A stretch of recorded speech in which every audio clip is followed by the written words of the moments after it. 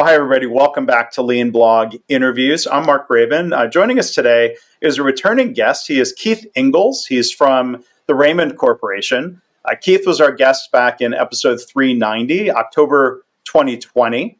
He is currently the RLM Manager of Solutions and Support Centers, RLM being the Raymond Lean Management System. So we're going to be able to talk about that and all sorts of things here today. So Keith, welcome back to the podcast. How are you? Thanks, Mark. Great to see you. I appreciate you having me back today. Yeah, it's great to have you back. And this is my mistake. Keith was also a guest in the My Favorite Mistake podcast. I will make sure to put a link to that in the show notes, unless you, well, I'll still do that. I'm not going to put you on the spot to try to remember the episode number, Keith. But I don't remember the episode number. It was a great fun. It was good learning for me. We make a lot of mistakes. They're great learning.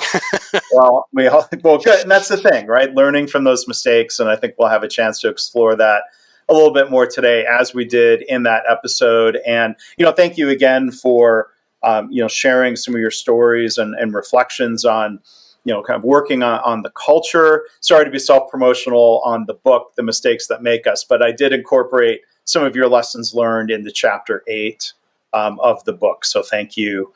Yes. Thank you again for that. Oh, thank you. It's a great pleasure. Yeah. So for those who did not hear episode 390 in this series, Keith, maybe first off, if you can tell us a little bit about the Raymond Corporation and its place within Toyota Industries. Sure.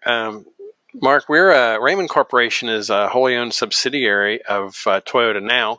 We just celebrated our 100th year as an organization last year in 2022. So the organization's been around for a long time. We focus on material handling and logistics solutions, a whole array of solutions. We're probably best known for making forklift and material handling equipment. We do systems and all sorts of other things. We've been a wholly owned division of Toyota since 2000. And we have learned from Toyota and grown under their guidance. I actually came from the Toyota side over to the Raymond side just over 10 years ago. So it's great. It's a great fun to work in this industry. In logistics, there's always new challenges and new things coming at you. Mm-hmm. Yeah, so that probably creates all sorts of opportunities to use Lean, TPS, or RLM, yes. As you're calling it, as we're going to dive deeper into here today. Yes.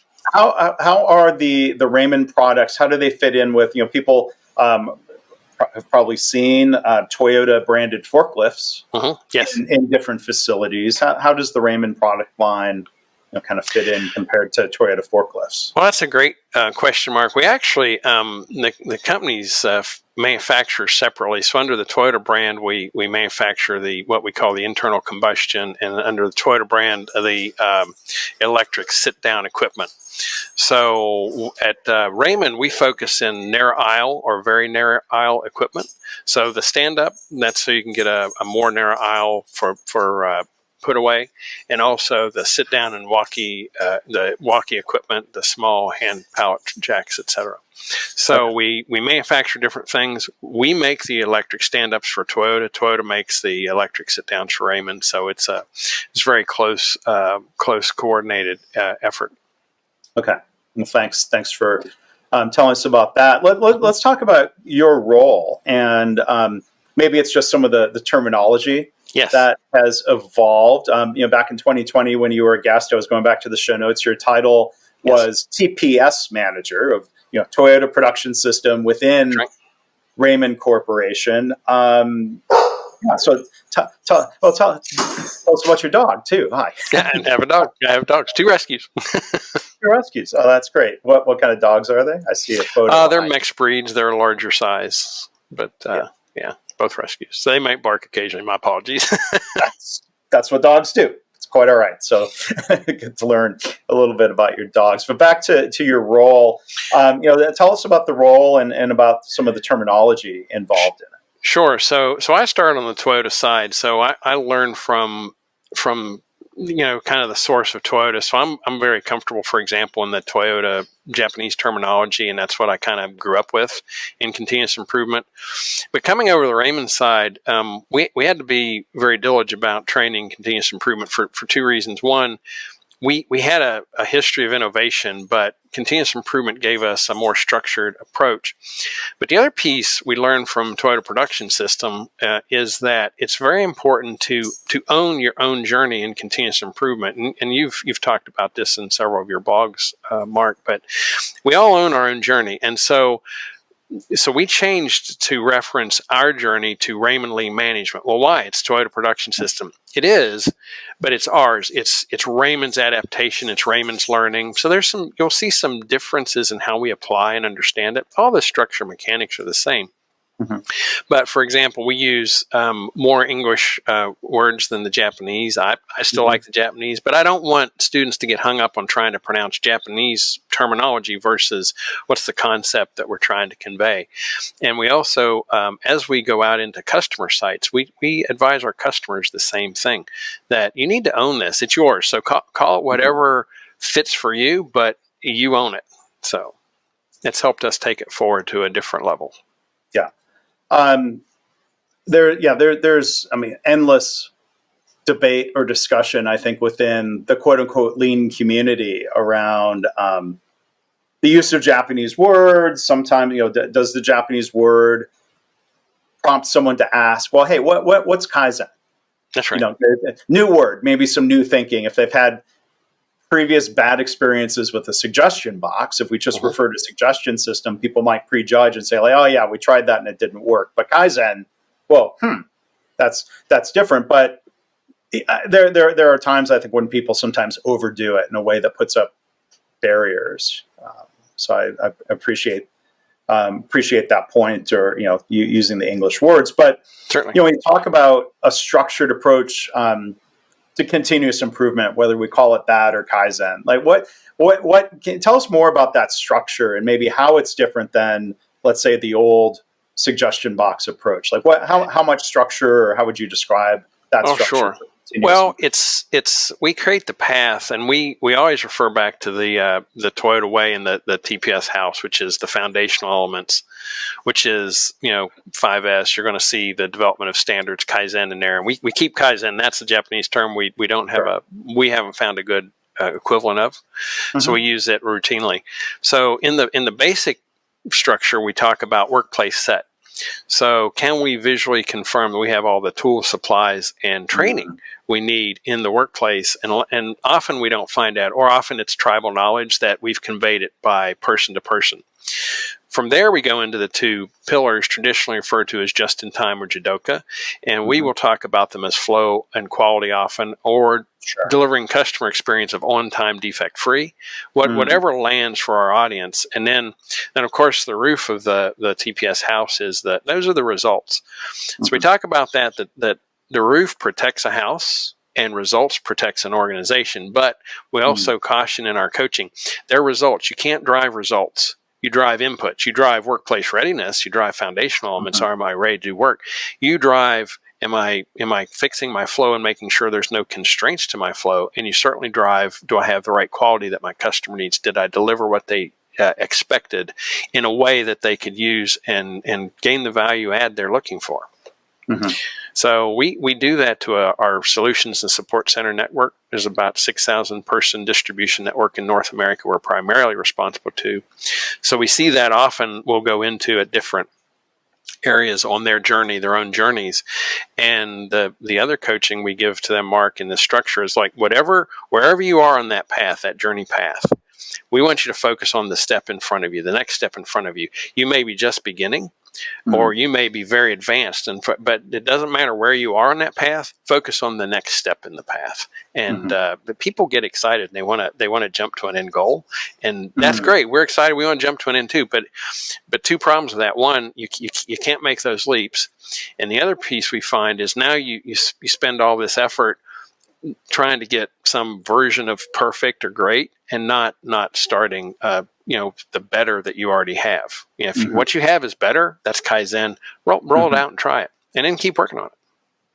Yeah, keep working on it. And I'm sure as you're working with different organizations, you're trying to provide that encouragement. And there's a couple things that you touched on there, Keith, that I think some organizations miss a little bit when it comes to TPS or lean. Like, for one, back to those two pillars of, flow in quality, or we could describe it as just in time and, built-in quality, or Yes. jidoka, back to the Japanese word there. There are some who I think, kind of even teach or portray that, lean is all about flow. Like, well, they go hand in hand, as you're describing, right? Better quality improves flow, better flow improves quality. Yes.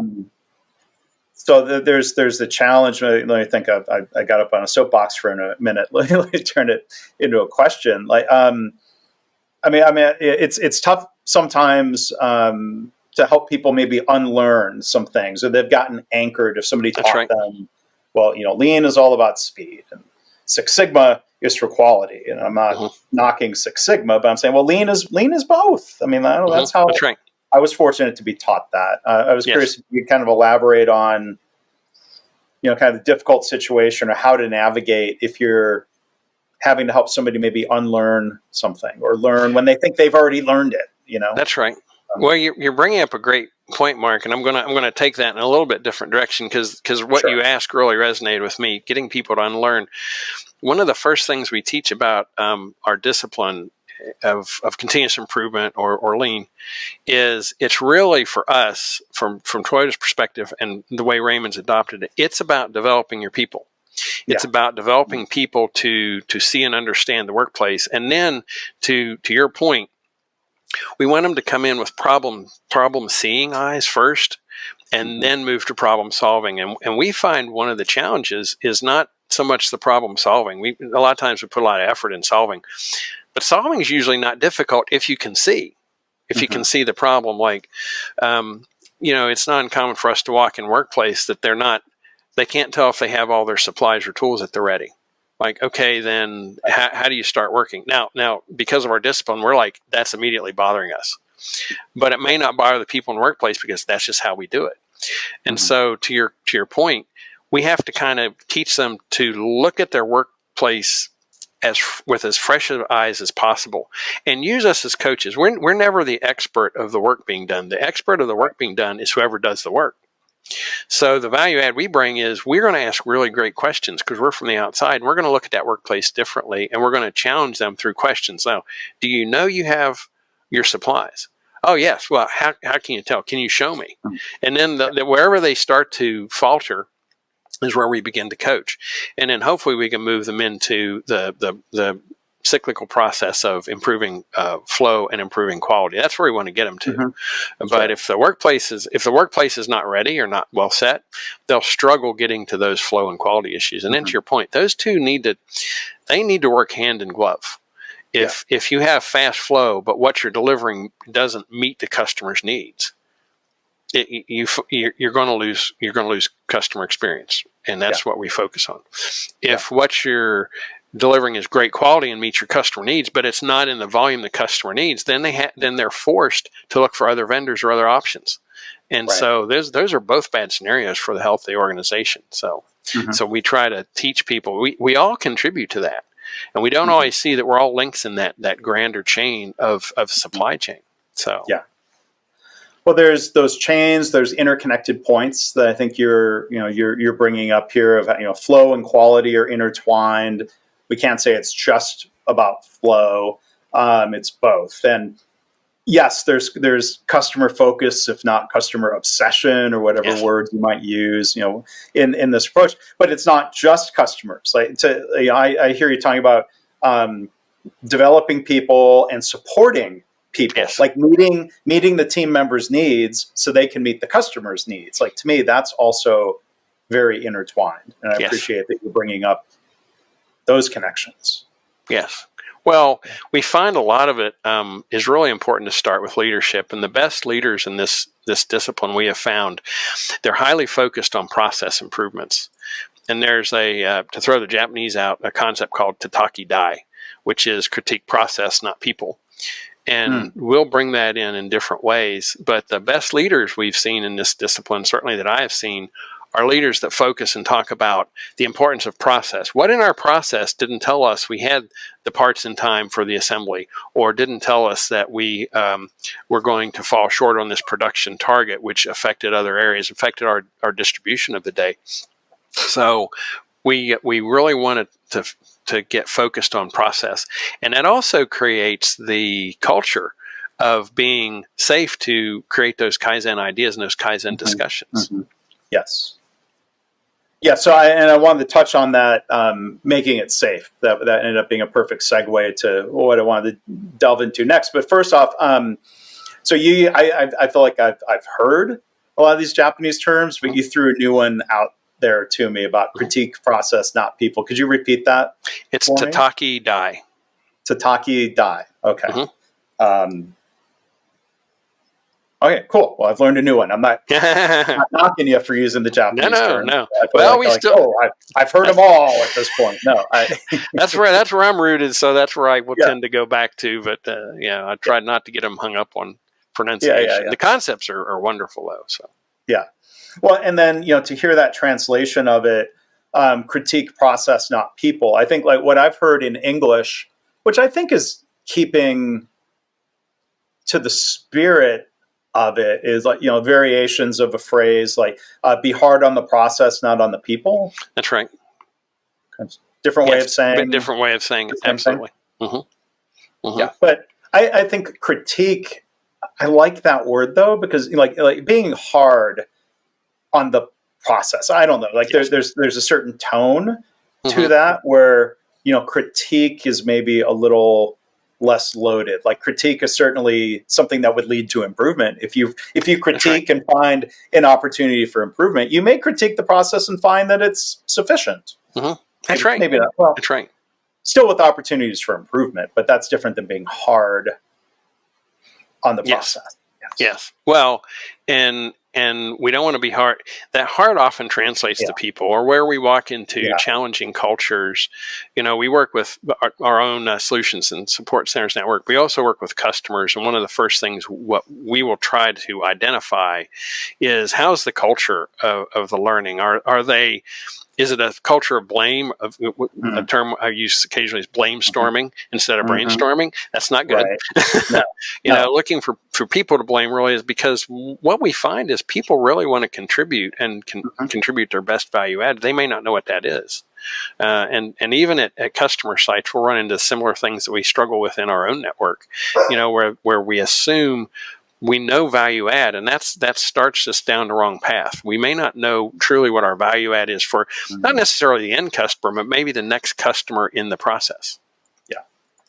Well, and assumptions. I mean, that's a cause of many mistakes of confusing an assumption with actual true facts or knowledge. We assume we know what the customer wants. This happens in healthcare. People say, "Oh, we know what the patients want." I'm like, "Well, we might be making an assumption."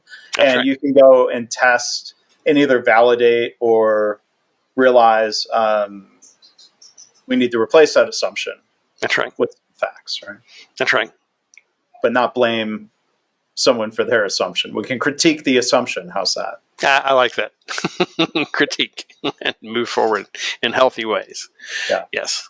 Because I don't know if it was part of some of your upbringing through this or continued coaching. Like I think of, and I tend to hear a question like this from the former Toyota people that I've learned from or worked with. Kind of critiquing of like how if you state something that sounds like a fact. Well, how do you know that? Like, I think it's a healthy way of challenging. Is that really fact or is it an assumption? That's right. That's right. Well, when we go to customer sites, we'll talk to the customer. First, we go through the workplace or we go to Gemba. So I'm still using the Japanese terms. I just can't quit. Yeah, that's fine. We'll go to the workplace. We'll go to Gemba and we'll do walkthroughs. And we'll start to, when we're called in to help, like one customer we went to was Longfield Gardens, and Longfield was a great, they called us in to support. And it was a highly seasonal business. So we were walking through and we're asking them what they wanted to achieve. And they had a lot of seasonal employment. And so we talked to them about, well, if you have a lot of seasonal employment, because it's a very cyclical business, right? They have very high peaks and low valleys. And even though some of the people were cyclical in coming in and out, might have the same seasonal workers. A lot of them are not. So he said, well, how are you conveying the culture and how are you conveying the expectation? And they didn't have a lot of visuals. They hadn't really considered a lot of visuals. And their group decided that they liked what we were saying. They liked some of the direction they were taking, and ended up taking courses from us and embraced it for themselves. When we talk about ownership, they owned it for themselves and began their own development process. And they changed their communication, their visuals a lot. So their culture strengthened as a result of this, and it became process focused. And it really became a healthier environment because they found having really informal conversations with people allowed kaizen to kind of come out. And through simple, calm discussion, like, hey, what can we do to make things better? One of my favorite kaizens there, after we'd worked with them, it had to be over a year, I went back in to do a site check, and we're walking through, and they're really, Peter Longevelt, the VP of Operations, was showing me these coat hooks on the wall. He was telling me, he said, I'm really proud of that one. I said, really? I said, yeah. He said, yeah, it was a Kaizen. He said, we didn't realize until we started having conversation with our people that they didn't have a good place to put their coats when they're coming out and working in the area and they put bulb packages together. Like if you go into a site and see a big square with the seasonal bulbs, that's what they build. Yeah. He said they didn't have a good place to put their coats. And he said, when we started listening to people on such a basic level and really he said that doesn't necessarily do anything direct for the business, but he said it made our people more engaged. And from there, they got a lot of conversation, a lot of ideas. So that's the kind of environment we want to see, and we want to foster that, where that leadership environment is supportive of the people, to your point earlier. That's not beating up the people, but actually getting from them, they know the things they'd like to change. They know what are the barriers to their work. We just have to have these conversations and make it safe for them to have these conversations to share with us. Yeah. And I think cultural elements like that are very transferable across different types of businesses, different industries. I love the question that you asked there as a starting point. What are you hoping to achieve? Yes. And hopefully the answer to that is not, we want to implement all the lean tools. Well, sometimes we don't get an answer that we can work with. So you can coach, right? That's the art of coaching, of asking or delving deeper, of like, okay, why do you think you need to implement all these lean tools? Like starting with what are you hoping to achieve is a really I think a helpfully broad and positive framing. I love that question. I think back to a very well-known former Toyota person, John Shook. When he's with the Lean Enterprise Institute, shares, I remember, a video of, their lean transformation approach, or, he framed it in terms of what problem are you trying to solve? That's right.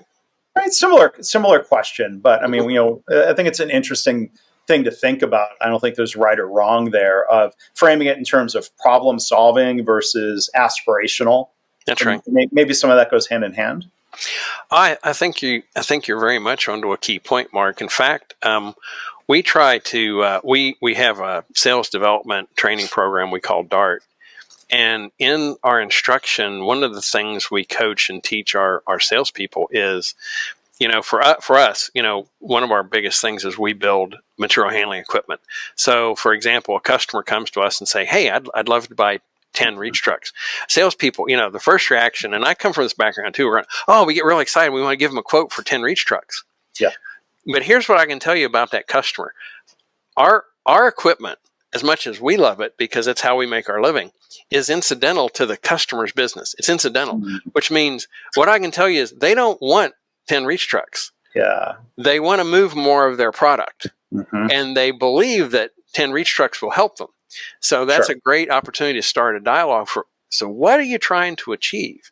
So if you say something like, well, we can put out say 200 units an hour and we need to put out 300 units an hour, we need to be their material handling support experts, because that's what we do. So we may not want to sell them 10 reach trucks. We may say, well, we need a rack and conveyance system, or you need a different pick method. You might need order pick or something different. We're not sure. But if we focus on that objective, now we can work on the solution versus, it's easy for a sales rep, especially who's commission driven, right? Say, oh man, I got an opportunity for a quote. Yeah, but did we explore what the customer needs? And maybe the customer didn't ask us the right question. So we still have to go back and support that customer to understand what's the driving force. We've opened a dialogue. That's great. But what's the dialogue about? What's the value add conversation we're trying to reach? And it requires us that we slow down. But when we do that, now we're getting the opportunity to partner with the customer and really help them solve a problem. And that's what we want to do, because we're best served when we support our customers over long term, not one or two quick sales. That just really is not what we're in business about. We want to partner with them to help them distribute, be a healthy organization, which keeps us healthy. Sure. Yeah, I mean, there's this chain, it seems, of value add. So the value Raymond is providing, you can think of, the value added work within Raymond produces the material handling equipment. But from your customer standpoint, their customers are not willing to pay more for them to have more material handling equipment. Like you have employees at Raymond Corporation doing value added work, and then that product is supporting your customers. That's right. Providing value, which is a garden center. I imagine there's a lot of plants. And when you say garden, was it a garden center? Longfield Garden. They do bulbs. They assemble the bulb. Like if you go into a retail store and you'll see like a seasonal big square pallet of bulb displays, and you say, oh, it's time to plant these bulbs, and you buy the little box and a little kit bag off. They assemble those and put them together. So they do all kinds of different things, very seasonal work. We get to work with a lot of different customers, which I think is a lot of fun. Longfield was fun for me because they were a great example. They embraced it for themselves. Like they took the things we taught them and they put their own spin on it, and they started developing their own standards, their own visuals. So it was a lot of fun working with that group. And it had a nice family, kind of a family work feel to it. We like to see that because it is where we work is our work family. So we're going to spend a lot of hours together. So it should be a collaborative and positive environment where we have really meaningful exchanges. Yeah. And that's what we try to create in our organization, and we try to help customers create that. And nowadays we have a lot of customer requests. And so they're looking for, we got to control costs because, inflation, things are spiraling up. Right. And the other thing we get a lot is we're trying to control our labor resources, because nobody seems to have enough labor resource these days. So we're trying to look for these efficiencies and help customers explore these value adds differently. Yeah. And, back to some of those core business issues around affordability and employee retention, in a tight job market. I think that comes back to some of these ideas that are very transferable.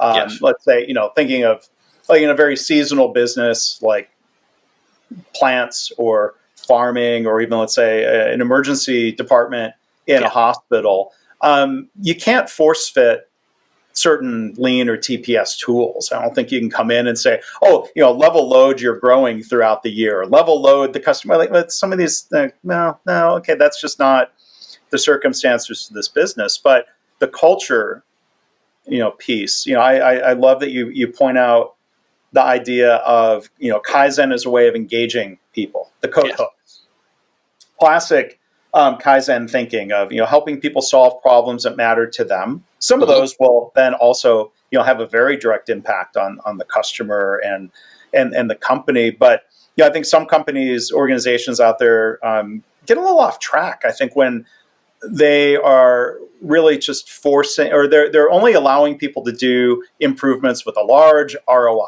That's right. And when I've had a chance to visit Toyota plants in Japan, I remember asking one of the tour guides, she was talking about Kaizen a lot. Well, do you and the guides get to participate in Kaizen? And she said yes. And the example that she was able to point to was not a coat hook, but hooks on the railing at different points for them to stop and hang their bag that they were carrying instead of having to put it on the floor. Oh, There's that's no excellent. there's no ROI to be calculated, but yeah, I mean, you say it's excellent because it engages people and it gets them participating, and then you may That's right. find improvements with a large ROI or a huge customer impact, right? Tell me more about your reaction to that. Of like, oh, that's fantastic. Yeah. Well, so we start with those small steps, but the small Mm-hmm. steps, to your point exactly, Mark, are what lead to the bigger opportunities. And the small steps, if you think of, we want an avalanche of success. Well, that avalanche is made up literally of snowflakes. And so those small steps become how we win people over. And showing that we care. We talk about morale as a metric. You can't put a meter on morale. You Mm. can't just have an analog and say, yeah, morale is good or bad. But we can get a feel for it. And so we coach that. It's important to try to feel for it. And you mentioned turnover and absenteeism. You mentioned turnover earlier. That is one of the metrics we try to get a hold of, and that is a hard metric we can measure.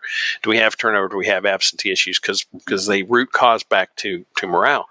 If Yeah. you're listening to people on small things like, hey, I need a place to put my backpack when I get to work, then all of a sudden they start thinking, hey, you might actually take my suggestion of how to do the work better.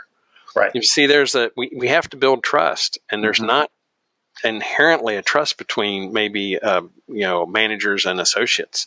You have to work to build that, because managers they have objectives, so they're trying to drive objectives, and sometimes in driving those objectives, we'll see. Well, and I've made these wrong decisions too. You get a new associate. What do? You want them out working? Well, did we spend time training and develop them? No, get them to work. Well, but if you don't train and develop, it's a bad experience for them, and now maybe you have absentee issues because they're not comfortable or confident on the job. Versus, are we listening to them? Are we listening to their needs? Are we fulfilling something simple as where to put a coat or where to put a bag? And then are we fulfilling something as, hey, do you know how to do this work confidently? And do you understand the area and the work area and the safety needs of the area and the PPE, the personal protective equipment you need? Do you really understand? Are you confident in this environment? Yeah. And so when you do that, people start to create suggestions. I've seen the most amazing inventiveness from associates. They have really creative ideas. There's a wealth of untapped potential with our people that we want to try to reach into and start those dialogues with. So those small things like those hooks, they open up the dialogue for the big things like, hey, did we think about how we solve our customers' problems differently? Yeah. Yeah, and that's a cultural piece that translates. I'm wearing a polo shirt from KaiNexus, a software company, technology company, and they aspire and work really hard at having a culture of continuous improvement. And one thing KaiNexus does is bringing in a new employee, and there's an onboarding process. There's standardized work, if you will, that's been developed over time. But they set an expectation, and there's this opportunity to the new employee. We want you to help us find improvements to the onboarding process, and kind of establishing that right that expectation / opportunity. It's not a demand, but opening. I think starting that conversation on day one is a really helpful thing to do. And I know healthcare organizations that have done the same thing of saying, hey, you have fresh eyes. That's right. A huge advantage. Yes. Well, that's a good indicator of what we would call a mature lean organization, because they have the culture piece to recognize, hey, that new person, the value add they bring is they don't have the baggage of tribal knowledge yet, which we want some tribal knowledge, of course, to build good habits, but they're going to ask the best questions. They're like, well, why do we do that? Or why did you not do that? And it's a great kaizen opportunity. And after a few months, they'll be indoctrinated into that's how we do it, and that the fresh eyes go away. So that's a great resource to take advantage of. We can critique the way we've always done it. That's right. It's probably not all bad, but certainly help critique it and new opportunities for improvement. Right. So you talked about measures or kind of indicators of morale. Turnover and absenteeism are probably to some form lagging measures. Do you try to measure kaizen participation? Is that more of a leading indicator of morale? Yes, you hit the nail on the head. That's one of our key leading indicators. It's hard to get morale leading indicators. Engagement and energy, you can get a feel for them, but the outcome is what you said exactly, Mark. When we see people offering suggestions, offering kaizens, offering the dialogue of, hey, it would help me if, or hey, did you think about, then that's an indicator of good morale. And good morale, paychecks get us to work. If you don't pay us, we're not going to come to work. So I get that, but they're not motivation. What motivates us is how we engage and talk to our associates. I was on a project recently at one of our facilities, and I'd come up with an abscess tooth. So I'm on the road, and I'm making so I'm going to basically have to suffer through it for the week. Yeah. And in the morning, I was trying to tell leadership, because I would go through and I would talk to the associates and I'd say good morning, and I was really not feeling well. I said, do you know I'm not feeling well? I said, yeah, we hear you have an abscess tooth. I said, okay. So why am I going around smiling and shaking hands, greeting everyone? And is that important? I said, well, they didn't believe it really was. I said, no, it's incredibly important. As leaders, we set the tone for the workday. And so we talk to people and engage them. We, show them, say hello, show some appreciation that they're for them as a person. Because, like I said, it's our workplace. It's kind of a work family to some degree, because we should feel appreciated, and we should feel like we contribute, because we all have that opportunity. But as leaders, we have to reinforce that every day by our actions. And if we don't reinforce it, we may be sending the message that it's not okay. Or, certainly if I had walk around going, oh, I'm all grumbly, maybe nobody knows I have an abscess. What they assume is something really bad must be happening. Oh, they're, next thing you hear, I think we're going to have layoffs. I mean, bad rumors. No. Right. Then the rumor mill goes. Right. The assumptions come in. Yeah. Like you want to control that. Right. But by engaging people and by getting that conversation going, and you'll see it in the Kaizen activity, or even we encourage huddles, daily huddles, just the quick morning gathering of, you huddle up, here's our plan for the day. If there's participation in that, another indicator we'll watch, if there's participation or questions, that's a good morale indicator. Yeah. If people are like, just kind of standing around, kind of waiting for it to be over, that's a bad morale indicator. That's a little more, it's not as analog, like we got Kaizens or we didn't, but it's a good start for a leading indicator. Is your participation energy good? Yeah. I'm sure you chose the word participation as opposed to attendance, because we've seen, unfortunately, a lot of it's a body language indicator of are their arms crossed, kind of staring at their shoes? That's right. That's not a good sign. That's right. And I'm not blaming those people. That's an opportunity for leaders to engage or to build trust, as you brought up earlier. Yes, that's right. Well, if leaders are paying attention to that, they want to get ahead of those signs and try to understand why people are disengaged. And sometimes we'll push. I've had leaders push like goals as a direction. Well, goals are results. Like if you have a target of logistic output or deliveries or production, whatever that is, if you drive that, that's a result. We as associates, we can't really affect that. We can affect how we set our work. We can affect how we respond to when things go wrong. Those are things we can affect. We can affect our readiness, our training. We can't necessarily affect, did we hit that objective or not? If the work is set up easily, we can probably hit that objective. If we have struggles or challenges through the day, maybe we can't. Now, do we have a method to address those challenges? And so if people are doing that, kind of, in my experience, we've taught them that to some degree. We've taught them that, like to disengage or just show up or just, I've got to sit through this huddle meeting and now I just want to get back to work. That's not what we're looking for, because now we're missing that opportunity for them to contribute in ways of, what do you see that's new? And I love the organizations you mentioned that take that fresh set of eyes to the new associates, because now we're engaging them right off the bat, and now it's like, wow, I got this new job and they wanted my opinion. Yeah, right. Well, that's fantastic. You're contributing. You feel to be part of the process, and you're contributing. Yeah.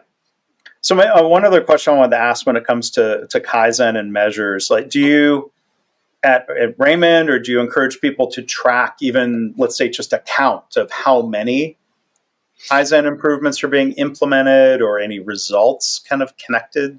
to it? Yes, when we have a great, we'll get a great level of excitement for Kaizen counts and inputs.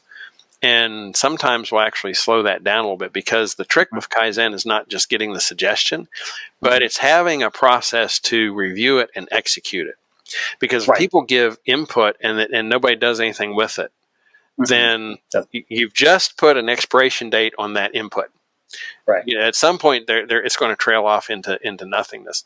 So, in a mature organization, we have, and some of our groups actually have apps they can put in. It's super easy to put in a Kaizen suggestion. They put in, they'll track the count. We'll see the execution percentage.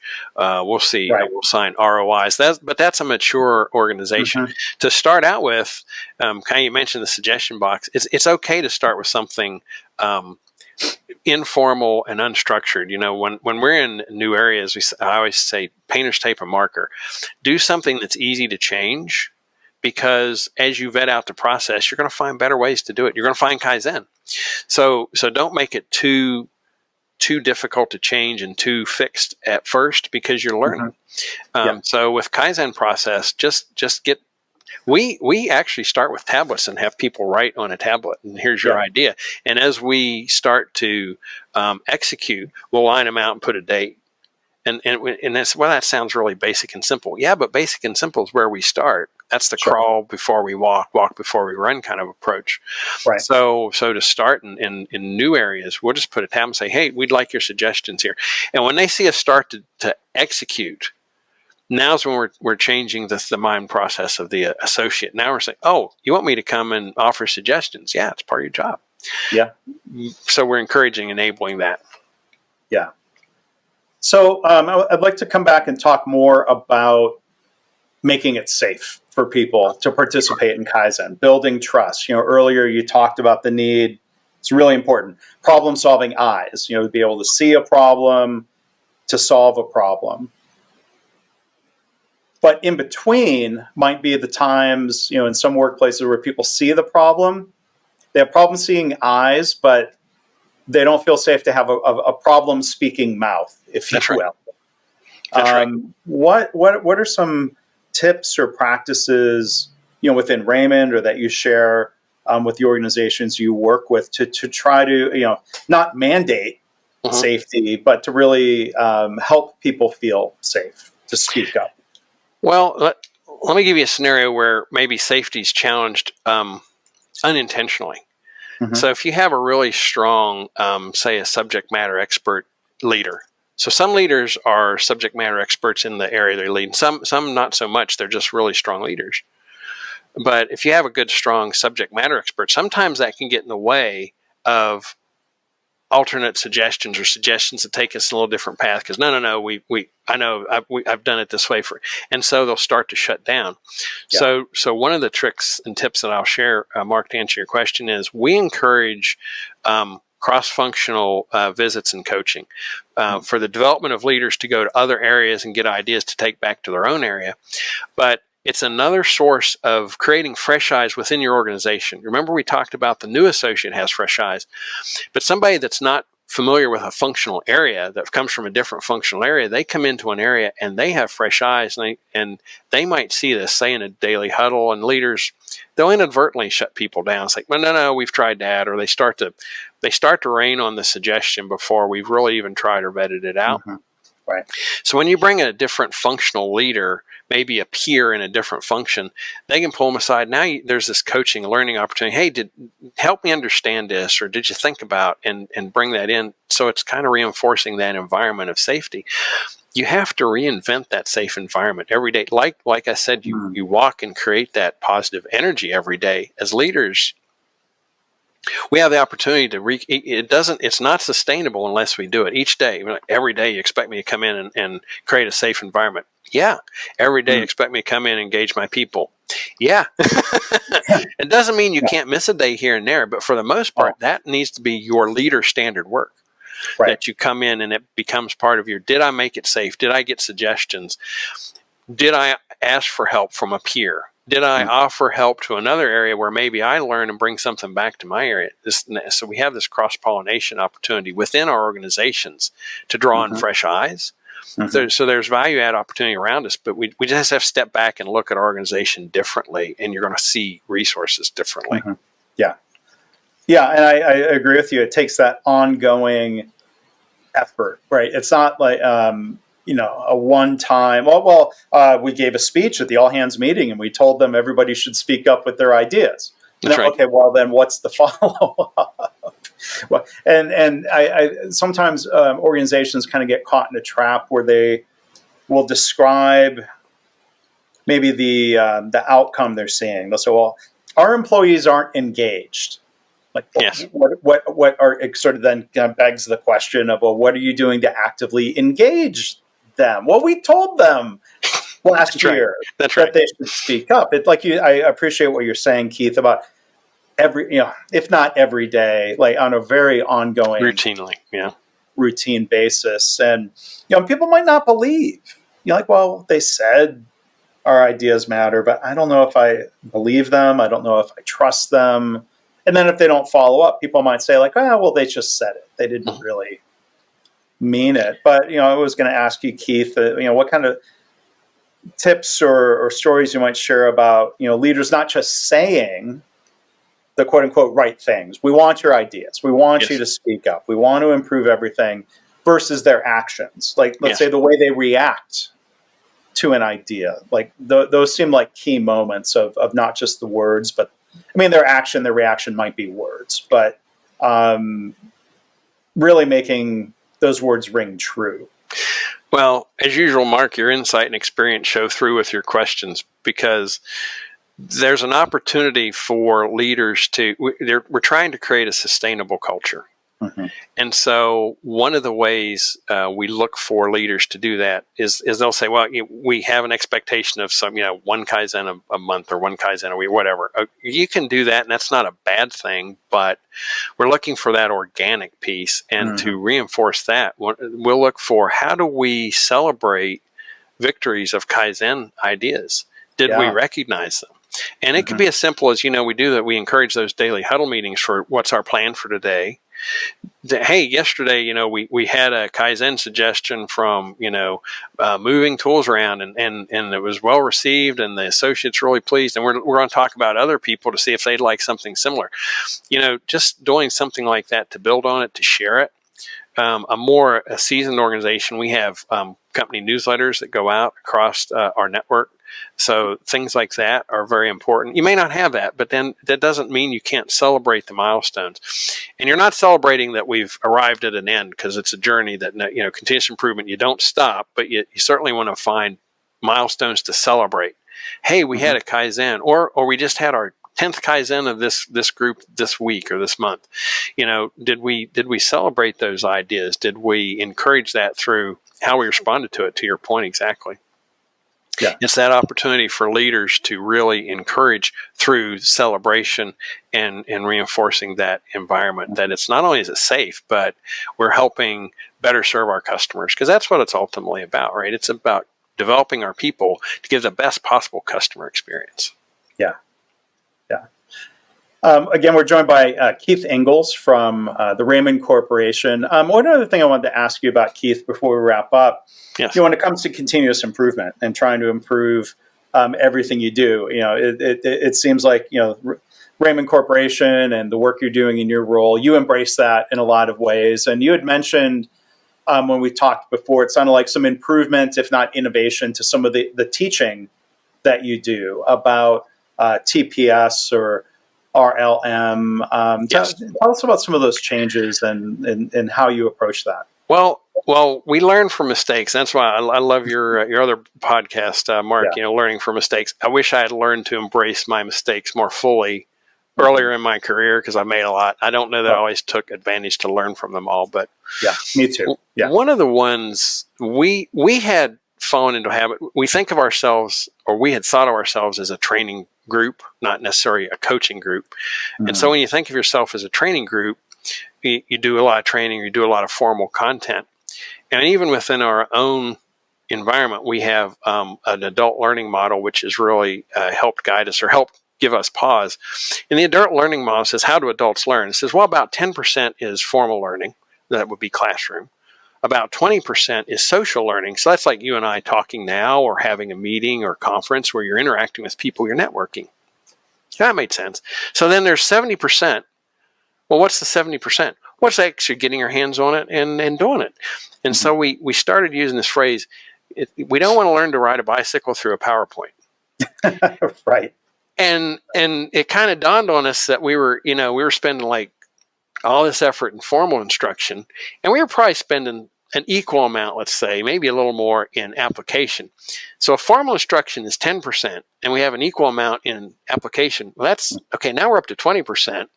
Now we do a little bit of social. Now maybe we're hitting 25%, and we're like, out of 100%, that's not a good percentage. So Right.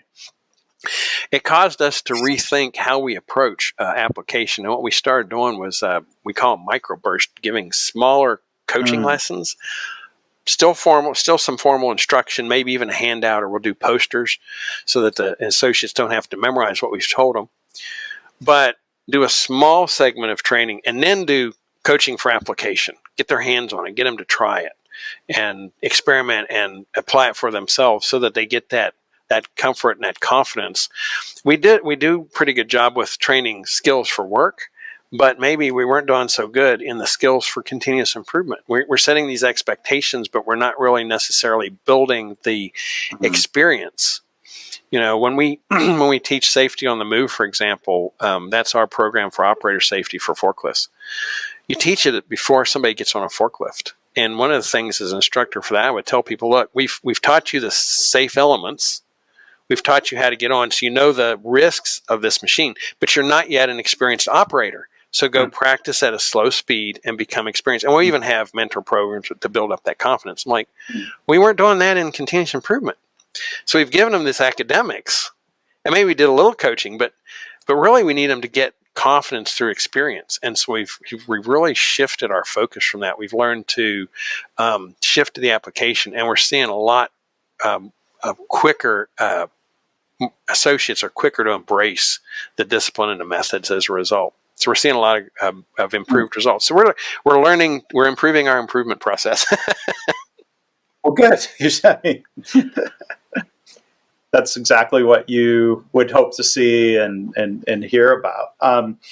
Yeah, I mean, when you think about learning and doing, like I'm having kind of a flashback to, oh goodness, I mean, 25 years ago. This is even going back to like frameworks in TQM or total quality management that was being taught at MIT at the time. And they would always emphasize of like, learn, do, of just kind of an ongoing back and forth. I think we see that in a lot of training methodologies or approaches. This idea, if you learn something and you don't use it, you're probably going to forget it. You'll probably lose it. That's right. It rhymes. Use it or lose it. That's right. Well, and that doesn't serve our sustainability goal. Right. So we want to keep this going. Right. We don't want rework of going back and retraining. That's right. Because we trained too soon or too much. So maybe one other question before we wrap up, Keith. Back to this idea of learning from mistakes. As you shared about. Previously, I did look up. It was episode 62 of the My Favorite Mistake podcast. So I hope people will check that out. You talk about this on an individual level, and I appreciate that. I'm on that same journey of trying to be better personally about learning from mistakes. I wish I had, better understood a lot of this sooner as well. But when you think of, organizations and leadership, when you think about cultivating an environment where people can learn from mistakes and the organization can learn from mistakes. Are those the same habits or the same leader standard work as would build trust and participation and continuous improvement, or are there anything else that a leader should do to really try to help cultivate that? Well, that's a great question, Mark, because certainly the habits are the same, but the reality, and that's why we have a plan, do, check, adjust cycle, or PDCA. We have a plan, and there's what we actually get, and they don't ever tend to match. So building that safe culture, to your question, is really about how do we respond when things don't line up? Did we take the time to learn? That's a first really great question, right? Yeah. We can learn from you and apply. Is did we take the time to learn from what the difference was? Because there's a gap. There's what we expected, and here's what we got. There's a gap. That's the learning opportunity. Yes.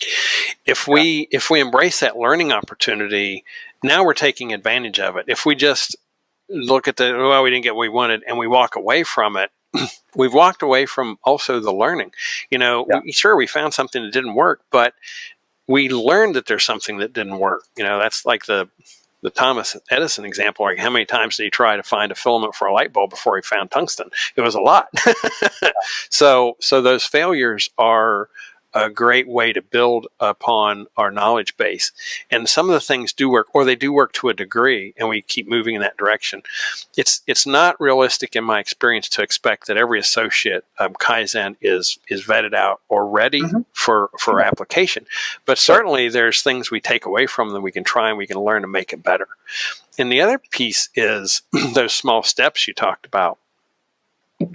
What we're going for today is really a little better than what we did yesterday. It's not this, we're going to build up till we get 100 kaizens and then roll out this whole new process. That's not typically how we do. Now, sometimes we might need to do that, but typically we're going to roll out a little bit of improvement each day, a little bit better each day. It might be how we visualize our supplies. It might be how we track our training. It might be how we track our kaizen process. Right, we might move from that written tablet to an electronic version. Right now we have a file, a screen, or something. So each day we get a little better, and that has to work hand in glove with some things just aren't going to work. But did we learn from them? So it's lots of opportunities to learn. Yes. And I love the way you stated that in the context of PDCA or PDSA. How do we respond when things don't line up? Looking at the gap. And it's not this binary succeed or fail. Like the gap, the difference could be huge, or it could be just small. Like, a lot of times people, the world's not so black and white that way, especially when it comes to improvement. We could have gotten good results, but not as good as we expected, so we can learn. Or, we got good results, and now let's keep moving forward. We'll keep the continuous improvement. That's right. That's right. Well said. Yeah. Well, thank you, Keith. It was a real pleasure to have you back on the podcast again. Keith Ingels from the Raymond Corporation. I'll put links in the show notes. There's a lot of good information on the Raymond Corporation website about RLM and transferable. Yes. If you're calling it Lean or TPS, or if you're following Keith's advice, you're calling it your company's. Make it yours. That's right. Make it yours. But there's a lot to learn, and thank you, Keith, for the opportunity to learn and compare notes and have a great conversation here today. Really enjoyed it. Really appreciate it. Thank you, Mark. It was great to work with you again. Really enjoy your shows, and really enjoy getting the opportunity to talk to you today. Yeah. Thanks for being here. Thanks for sharing.